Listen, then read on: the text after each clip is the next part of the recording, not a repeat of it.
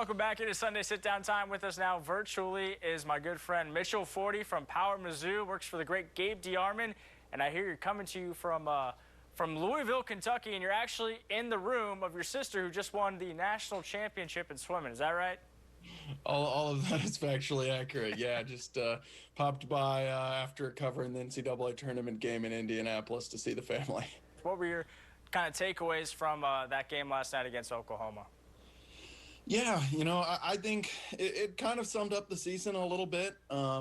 Jeremiah Tillman played well. He had to work for it, but he played well. Drew Smith came through eventually, but I just think they just didn't quite have enough depth, enough quality depth to answer Oklahoma. There was they were exposed a little bit in the half-court offense, I would say. Oklahoma didn't turn the ball over a lot, which didn't give Missouri a lot of chances to get out and run. They struggled for a while to get inside, attack the basket, get to the free throw line. Did a better job of that down the stretch, but just kind of too many stretches where you'd go 3, 4, 5 minutes without a score, and those things added up, and ultimately Oklahoma just kind of made enough plays at the end to build up enough of a cushion that Drew Smith's heroics couldn't quite put Missouri back into it. Well, Xavier Pinson was nowhere to be found in the second half, just played 18 minutes. He didn't play at all in the final 6 minutes, and then he posts on Instagram kind of a weird type of thing. What do you make of Konzo's decision to keep Pinson on the bench, and what do you think his future is now with the program? Yes, Xavier Pinson struggled a little bit kind of in the second half of this season, but he brings something to that offense that Drew Bucks just doesn't have. Drew Bucks is not a guy who can kind of go create his own shot and get a bucket, and Xavier Pinson is. And we saw it at a time, I think it was the Arkansas game earlier this season at home when, similar game, Bugs was playing better than Pinson, but Konzo rode Pinson down the stretch, and it didn't work out, and he got some heat for it. And as for your second part of that question, what Xavier Pinson's future is, I think it's very much up in the air. I mean, there was some of us who thought there was a decent chance he might move on after this season anyway. Last night only kind of reinforces that belief, so it's definitely a toss-up at this point. Where does Konzo Martin go from here, now finishing off his fourth season with the Tigers? What do you think the future is with him in this program, and is it bright, not so bright? What do you think moving into next year? Yeah, well, just to start off with, I certainly don't think Konzo's on any sort of a hot seat. He's not losing his job this offseason. Contractually, he cannot. The university can't fire him for cause, which is to say not winning enough games until April 30th, 2022. So he'll certainly be back next season. I think he'll probably be back the season after that as well. But I think failing to capitalize on what at one point looked like a really promising season does, it maybe hurts him a little bit with just the amount of equity he could build up, because it does look like next season might be a little bit of a rebuild. Now, we don't know who all is coming back. Technically, everyone is eligible to come back. It'd be a surprise if guys like Jeremiah Tillman and Drew Smith did, though.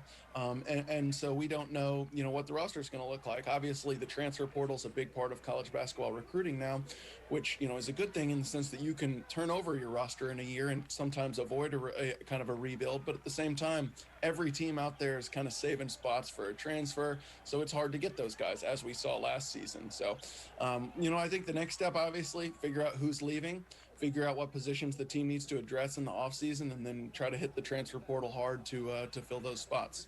Well, Jeremiah Tillman devoted a lot of energy to the Tiger program these last 4 years, from when he started until now. I think we've both seen the maturity that he's displayed and the growth that he's made on and off the court. When Tiger fans look back on his career, how should they remember him? He's a guy who he wasn't perfect, and he came in with high expectations and didn't always lead up to him. But he certainly, he played hard. He always played hard. He wanted to play to do well, to be the best player he could for Missouri, and he certainly stuck it out. Last season didn't go great for him. Got hurt, and then Missouri was frankly better with Reed Nico in the game even once he came back. But he kind of rededicated himself this offseason, got in good shape, kind of worked on the things that made him good as opposed to his, shortcomings like his shooting, worked on, being able to run the floor, being able to score in the post. And he had a great season this season, by far his best season, definitely worthy of being on the All-SEC second team, which he was. And, he was a guy who carried Missouri for parts of this season. So certainly I think a guy who should be fondly remembered by Missouri fans.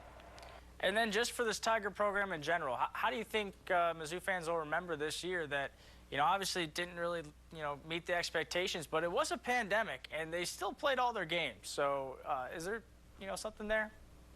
Yeah, it's interesting because I think a year ago, if you had told the majority of fans you're going to make the NCAA tournament pretty comfortably, you're going to beat three top 10 teams, they would have been pretty excited. But kind of the way it all unfolded maybe hurts the impression now. It's like, on one hand, it's definitely progress for this program given where it's been in the last 9 years or so. To beat three top 10 teams, to be ranked for what was it, 11 weeks this season, but ultimately, the next step, I think, for this program was winning an NCAA tournament game. Something you mentioned right off the top hasn't happened in a long time. That didn't happen. Ended up 7th and 500 in the SEC. That's not going to wow anyone. So it's a step in the right direction, but I don't think you want this to be the pinnacle of what the Missouri can be. I think there's certainly still a hunger for more. Well, I think Konza Martin and the team should take some notes from your sister because she is a true champion, and you're pretty good as well. We're lucky to have you on the show, Mitchell, so thanks so much for taking a little bit of time on your Sunday with us. Yeah, no problem, Andrew. Thanks for having me. All right, we'll be right back after this.